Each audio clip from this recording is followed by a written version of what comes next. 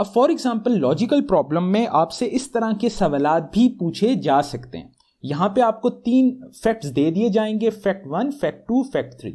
अब फैक्ट होता क्या है? फैक्ट का मतलब है हकीकत, वो चीज जो ऑलरेडी हो चुकी है या वो चीज जो ऑलरेडी प्रूव्ड है। मतलब ये वो इंफॉर्मेशन होगी जो एग्जामिनर आपको बता रहा है कि ये कंफर्म है।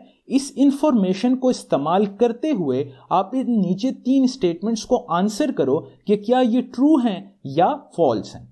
अब पहला फैक्ट हम लोगों के पास है कि आसमा हैज 4 चिल्ड्रन। इसका ये मतलब है कि आसमा के 4 बच्चे हैं। ठीक हो गया, 4 children.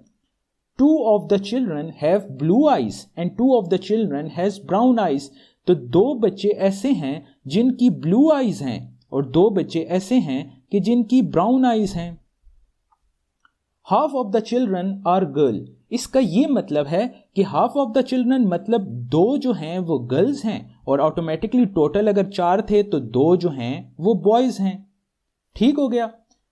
In the first 3 statements are fact. मतलब ये जो आपको स्टेटमेंट्स दी गई हैं ये हकीकत है, ये कंफर्म है और इस इंफॉर्मेशन को अब यूज करना है। Which of the following statement must also be a fact. तो इस इंफॉर्मेशन को इस्तेमाल करते हुए इन 3 स्टेटमेंट्स में से कौन सी वाली स्टेटमेंट भी सच हो सकती है।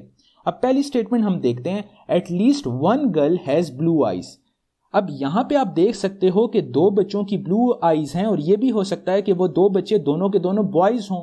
तो इसका मतलब है कि पहली स्टेटमेंट जो है वो करेक्ट नहीं हो सकती। दूसरी स्टेटमेंट हम लोगों के पास है 2 of the children are boys.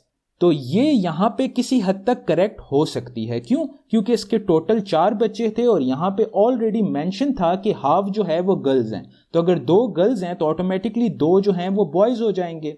तो ये स्टेटमेंट ट्रू है। अब तीसरी स्टेटमेंट है 2 बॉयज हैव ब्राउन आईज। अब यहां पे भी ये स्टेटमेंट किसी हद तक गलत है क्योंकि ये भी हो सकता है कि दोनों जो गर्ल्स हैं उन दोनों गर्ल्स की ब्राउन आईज हों।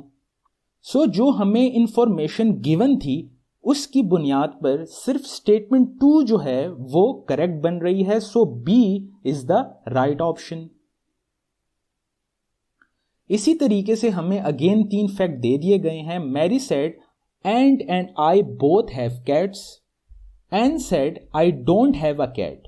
Mary always tells the truth and Anne sometimes lie. अब यहां पे ये 3 हकीकत हमें बता दी गई हैं।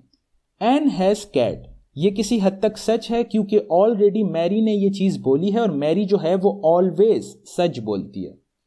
मैरी हैज कैट, ये भी सच है क्योंकि उसी ने ये स्टेटमेंट बोली है और वो हमेशा ट्रुथ बोलती है। अब तीसरी स्टेटमेंट है एन इज लाइंग, ये भी किसी हद तक सच हो सकती है क्योंकि ये भी हमें ऑलरेडी फैक्ट्स में गिवन है। तो इस तरीके से स्टेटमेंट 1, स्टेटमेंट 2, स्टेटमेंट 3 तीनों जो हैं वो फैक्ट्स को सेटिस्फाई कर रही हैं। तो option D is the right answer as all statements are facts.